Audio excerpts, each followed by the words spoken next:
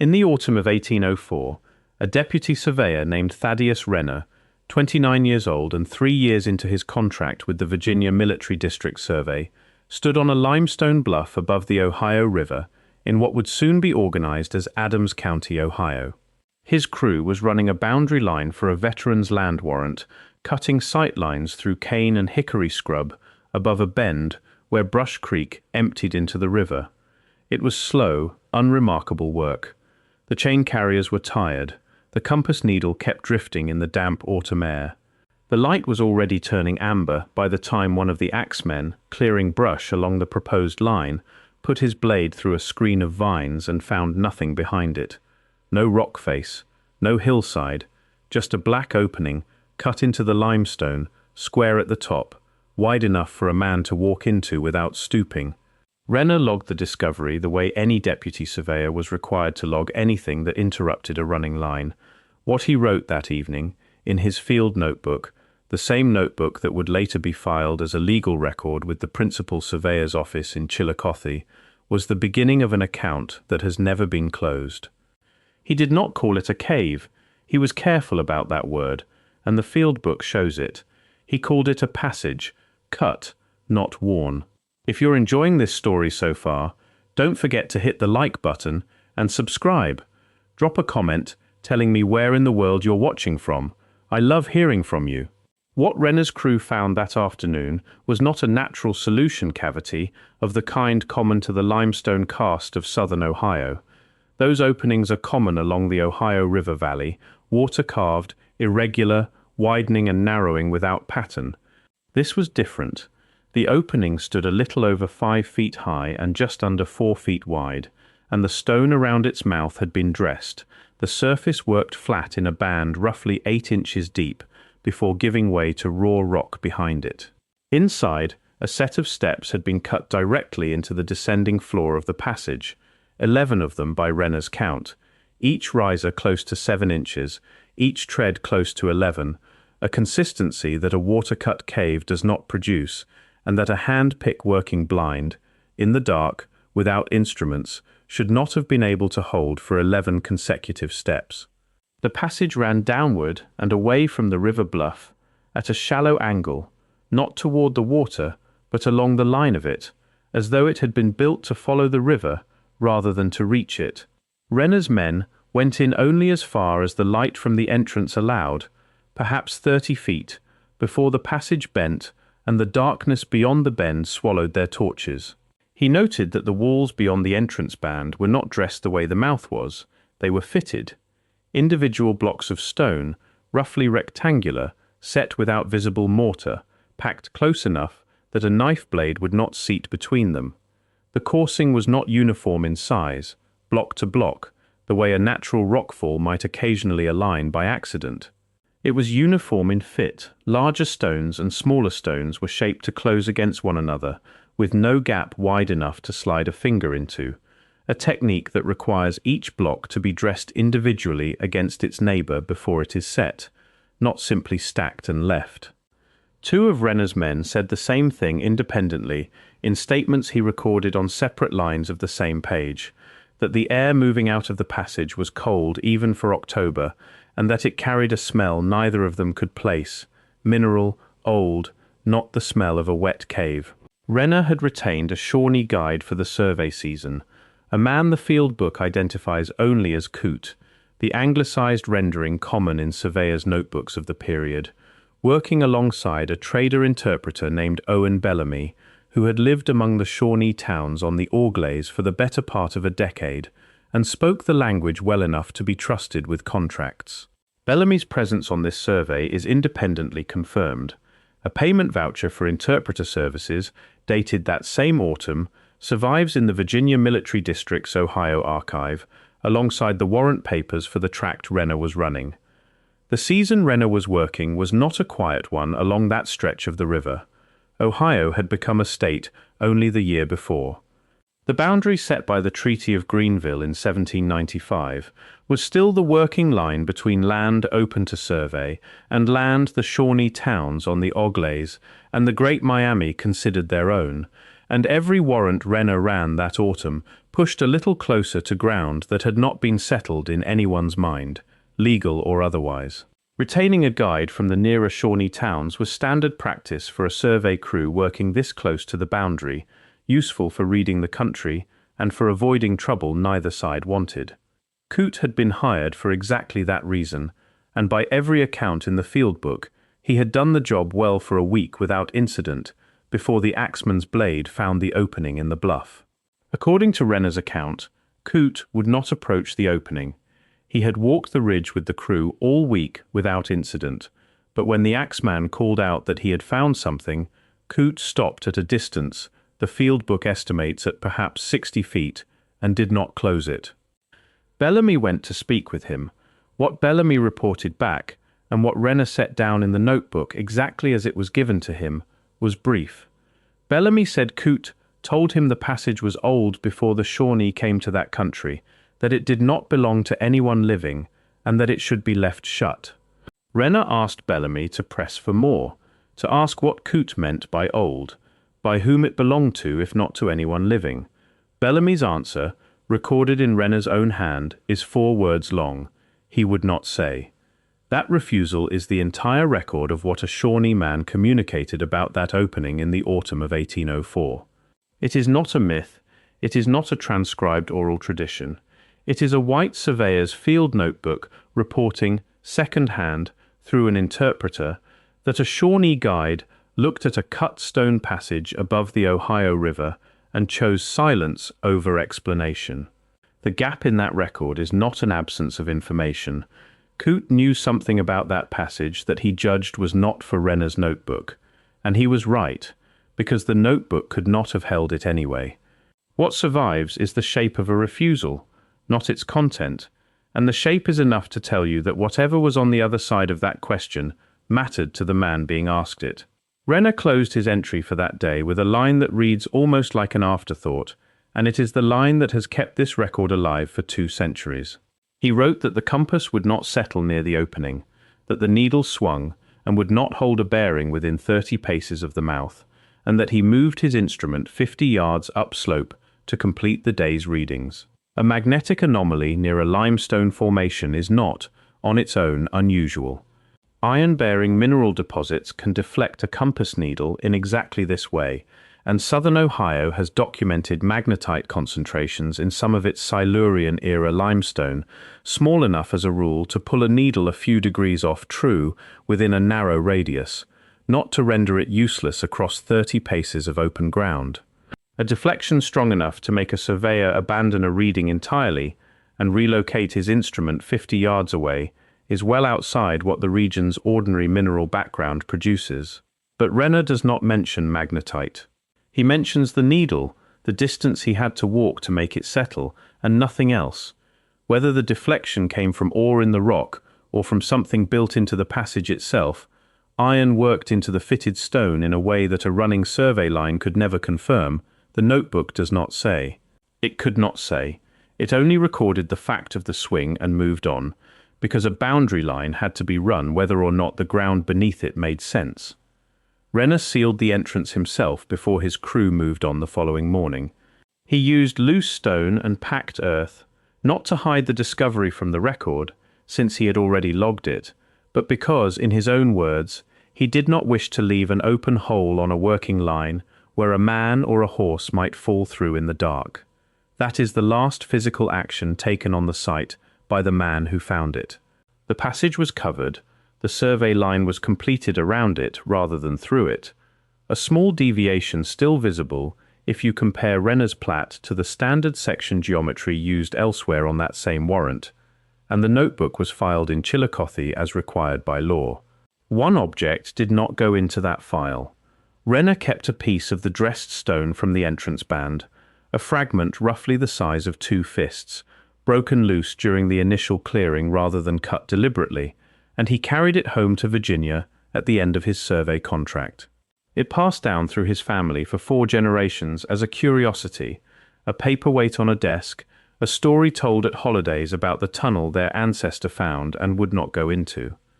In 1951, a descendant donated it to a county historical society in Virginia, along with a bundle of Renner's other surveying effects, where it remains catalogued today, unremarkable to look at, a chip of grey limestone with one worked face, sitting in a drawer that almost nobody opens. It is the only piece of that passage that anyone outside the ground itself has held in 200 years. The site itself went quiet for 4 decades. Adams County filled with farms. The bluff above Brush Creek passed through several private owners, none of whom, as far as any surviving record shows, reopened what Renner had sealed.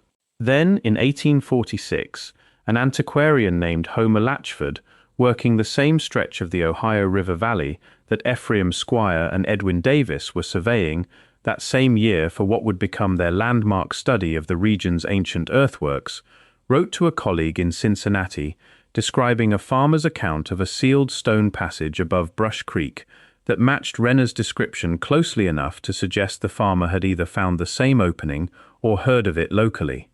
Squire and Davis were, at that same moment, cataloguing the region's mound and earthwork complexes with a rigor that would define American archaeology for the rest of the century, walking ground not 50 miles from Brush Creek and recording graded ways, embankments, and enclosures whose builders were, at the time, a complete mystery to the men measuring them. Latchford's letter places his own work squarely inside that same documented effort. He was not a crank chasing rumor. He was a careful correspondent operating in the same circle of serious antiquarian inquiry that produced one of the foundational texts of American archaeology.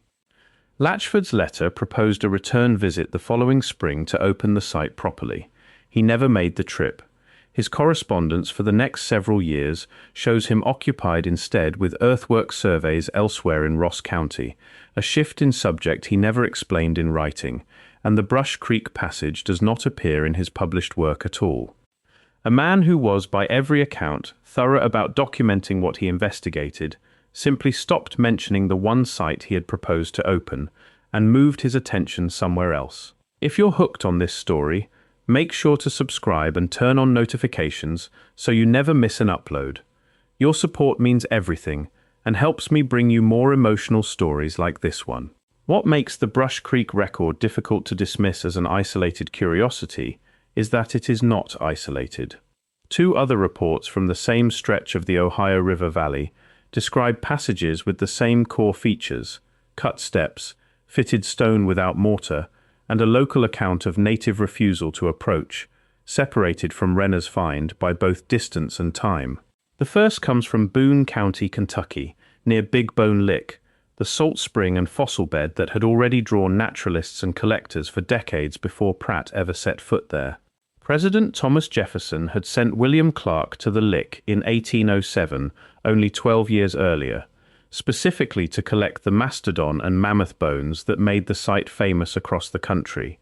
And by the time Cornelius Pratt went to work there as a salt boiler, the Lick was already one of the most closely examined pieces of ground in the western country.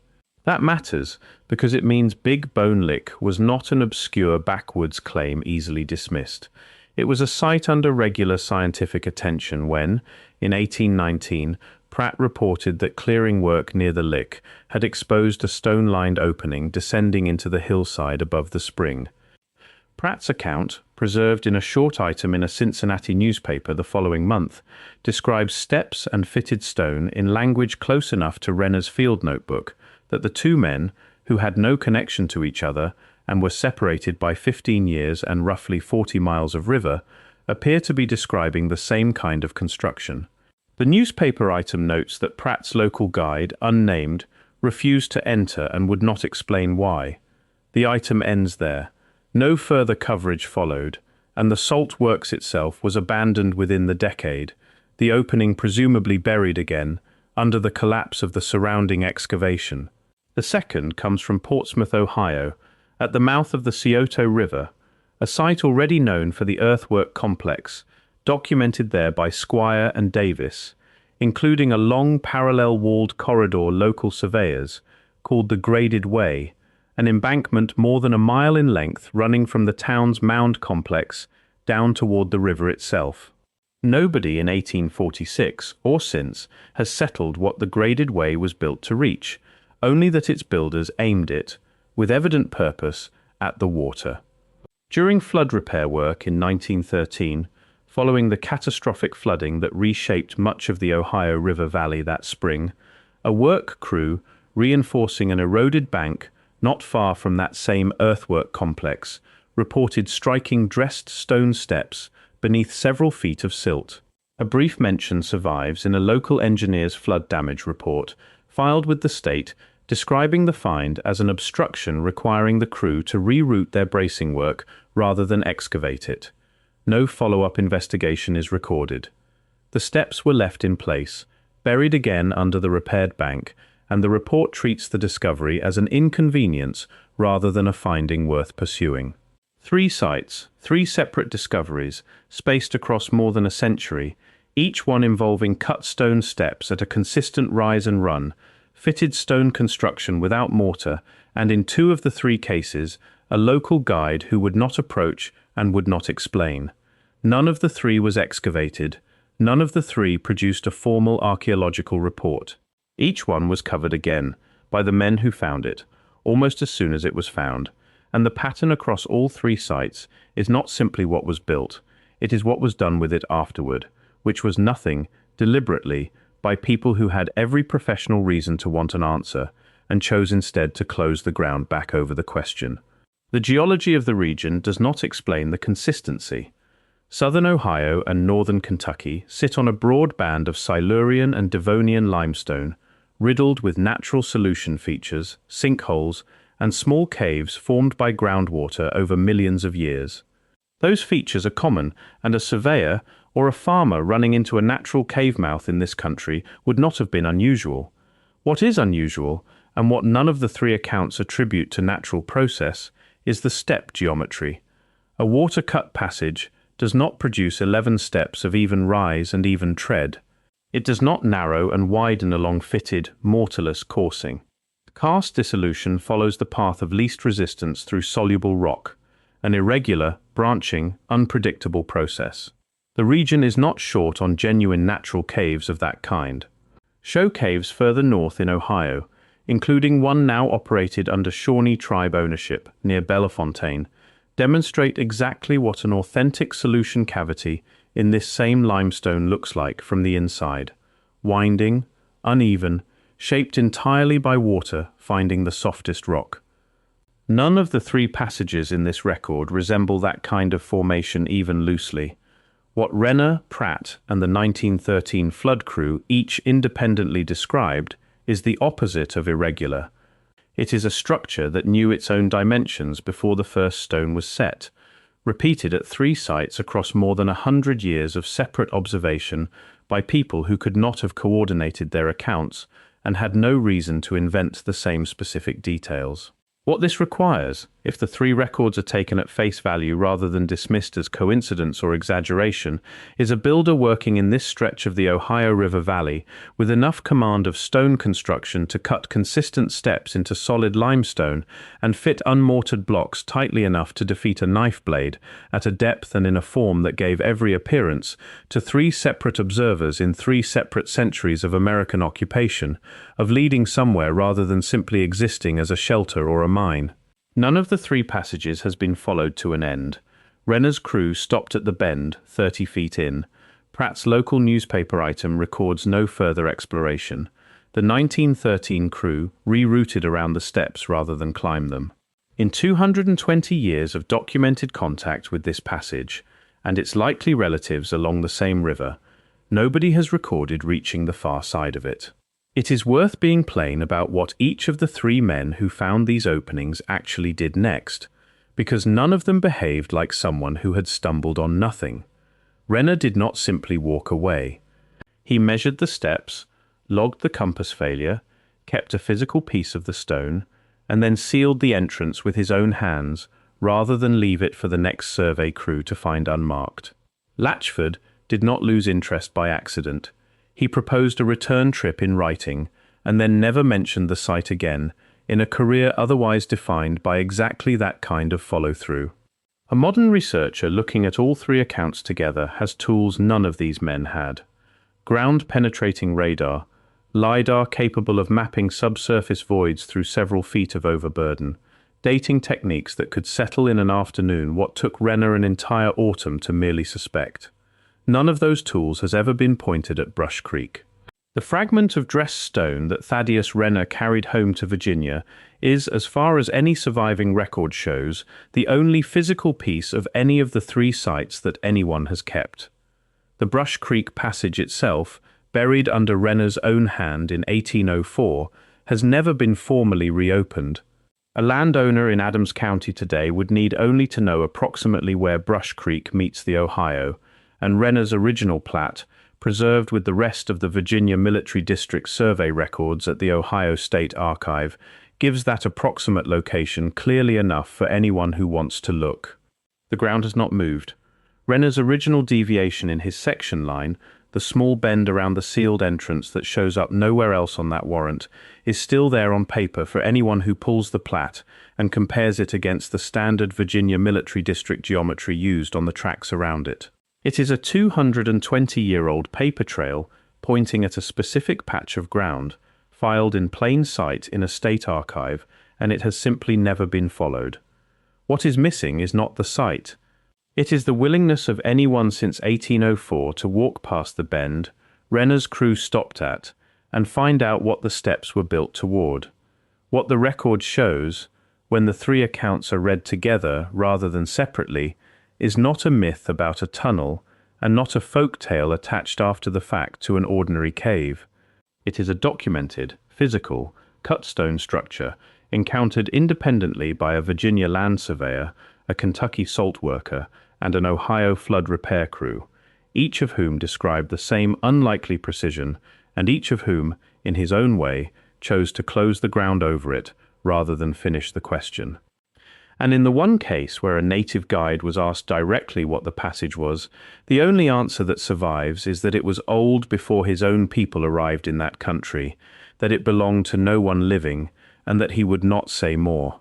Thaddeus Renner went back to Virginia after that survey season and finished out his career running lines on ordinary ground, tracts with nothing under them but soil and rock and the occasional stump. He never returned to Adams County. He never wrote about the passage again beyond the single entry in his field book, and he never explained, in any letter that survives, why he chose to seal it himself rather than leave the discovery open for whoever came after him to decide. The fragment of stone he carried home sat on a desk in Virginia for 4 generations, handled by people who knew only the shape of the story and none of its weight, a tunnel their ancestor found and would not go into. 220 years later, the ground above Brush Creek is still there, still holding a bend in a survey line that only makes sense if you know what it was built around. Nobody has. Thank you so much for watching until the end. If you loved this story, check out the other videos on your screen now. I think you'll really enjoy them. And don't forget to subscribe if you haven't already. See you in the next story.